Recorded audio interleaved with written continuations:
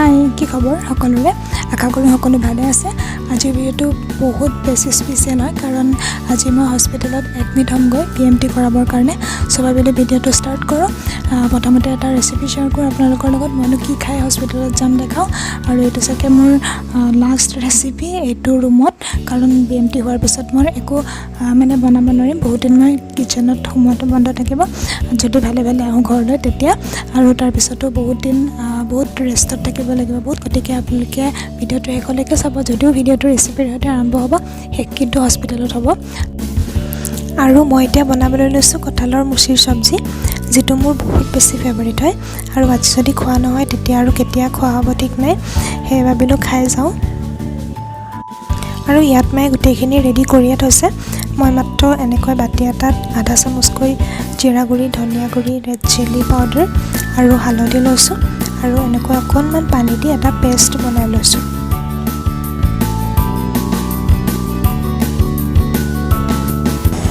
কঁঠালখিনি মায়ে বইল কৰি থৈছে প্ৰথমতে মই আলুখিনি এনেকৈ ফ্ৰাই কৰি লৈছোঁ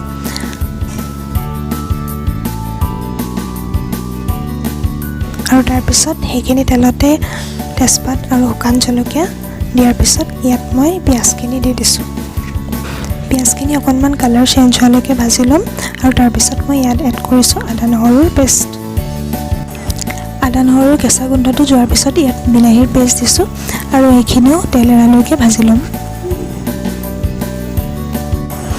এতিয়া ইয়াত মই বনাই লোৱা মছলাৰ পেষ্টখিনি দি দিছোঁ এনেকৈ দিলে মছলাখিনি লাগি যোৱাৰ চান্স নাথাকে লগতে কালাৰটোও বহুত ধুনীয়া হয় মছলাখিনি পিঁয়াজ আৰু বিলাহীৰ লগত ভালদৰে মিলাই সিজাই ল'লোঁ আৰু এতিয়া মই ইয়াত সিজাই লোৱা কঁঠালখিনি আৰু আলুখিনি এড কৰি দিম আৰু গোটেইখিনি মিহলি হোৱাকৈ ভালদৰে অলপ সময় ভাজি ল'ম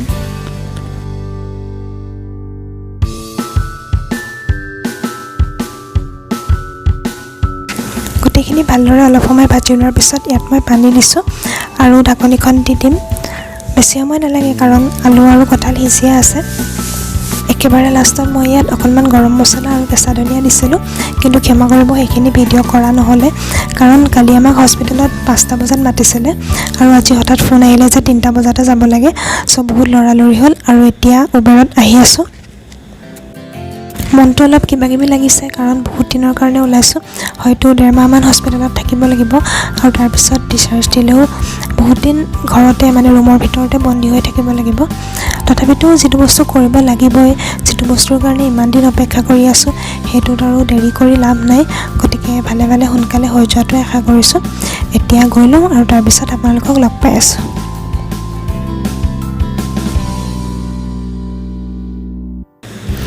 হস্পিটেল পোৱাৰ পিছত প্ৰথমতে এডমিশ্যনৰ যিখিনি কাম থাকে সেইখিনি কৰি ল'লোঁ আৰু এতিয়া ৱেইটিং ৰুমত বহি আছোঁ ৱেইট কৰি আছোঁ নাপিতৰ কাৰণে কাৰণ নাপিত আহিব মোৰ চুলি কাটিব আৰু চেলফি এখন মাৰি লৈছোঁ মাৰ লগত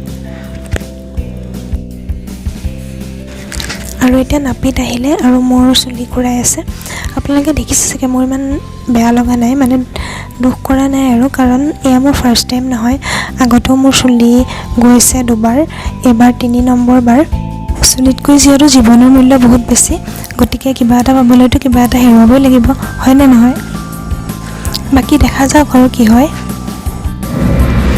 গুড ইভিনিং এভৰিৱান এতিয়া বাজিছে প্ৰায় 8টা বাজিব হৈছে মই অলৰেডি মোৰ বেডত আনিলে তাৰপিছত ইয়াতে প্ৰথমতে এডমিশ্যন ডেস্কত অলপ কাম থাকে সেইখিনি কৰিলোঁ তাৰপিছত মানে বাহিৰতে গা ধুব লাগে তাৰপিছত ড্ৰেছ চেঞ্জ কৰিব লাগে তাৰপিছতে মোৰ পূৰা চুলি কাটি দিছে মানে চুলি ইয়াত সিহঁতি মানে সোমোৱাৰ আগতে কাটি লয় কাৰণ চুলিৰ পৰা বহুত ইনফেকশ্যন হোৱাৰ চান্স থাকে আৰু ইয়াৰ যিবিলাক BMT হওঁতে যিবিলাক ৰুমত ৰখা হয় তাতে বেলেগ কোনো সোমাব নোৱাৰে অকল মাক দিছে মাও সেকে মাৰ বেলেগ ড্ৰেছ পিন্ধিব লাগে বা পূৰা মানে আইচলেশ্যন ৰুম হয় আৰু তাৰপিছত বেলেগ কোনো সোমাব নোৱাৰে মাত্ৰ এইফালে এখন ৱাল নাই কমপ্লিটলি গ্লাছৰ আছে আৰু কোনোবা আহিলে তাৰ পৰা চাব পাৰিব বাহিৰৰ পৰাই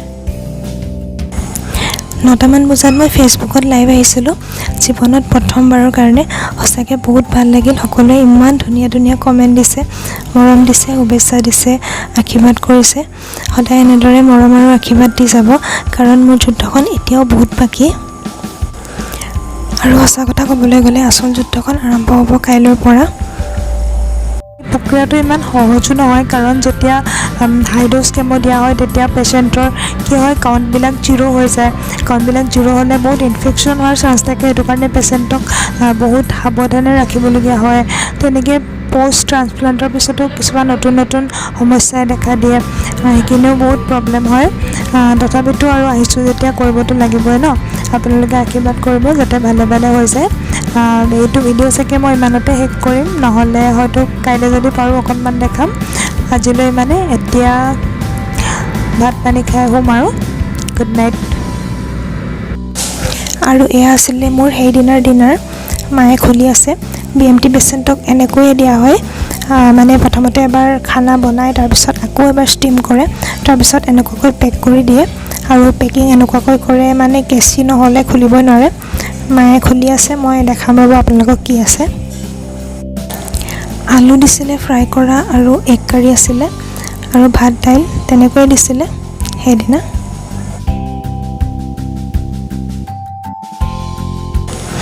এইখন হৈছে 27 মাৰ্চৰ দিনা ৰাতিপুৱাৰ ফটো। আৰু মাক সেই সময়ত লৈ গৈছিলে ডনেশ্যনৰ কাৰণে, যিহেতু মায়ে মোক ষ্টেম চেল ডনেট কৰিছিলে। আৰু মাক লৈ যোৱাৰ কাৰণে অবিনাশ সোমাবৰ কাৰণে সুবিধা পাইছিলে। মাজৰ কেইদিন মোৰ কেমো চলি থকাৰ কাৰণে একো ভিডিঅ' কৰা হোৱা নাছিলে। আৰু এইখন 27 তাৰিখৰ ফটো, আপোনালোকৰ লগত তাকে শ্বেয়াৰ কৰিছোঁ। বহুতেই ব'ন মেৰ' ট্ৰান্সপ্লাণ্ট মানে কিবা কটা কৰা অপাৰেশ্যন বুলি ভাবে, কিন্তু তেনেকুৱা নহয়। মাত্ৰ এটা ডাঙৰ চিৰিঞ্জৰ সহায়ত ডনাৰৰ ষ্টেম চেল পেচেণ্টৰ শৰীৰত পুছ কৰা হয়। ট্ৰান্সপ্লাণ্ট হোৱালৈকে মোৰ স্বাস্থ্য ভালেই আছিলে, কিন্তু তাৰপিছত পুনৰ হাই ড'জ কেমো দিয়াৰ কাৰণে বহুত বেয়ালৈ গৈছিলে অৱস্থা।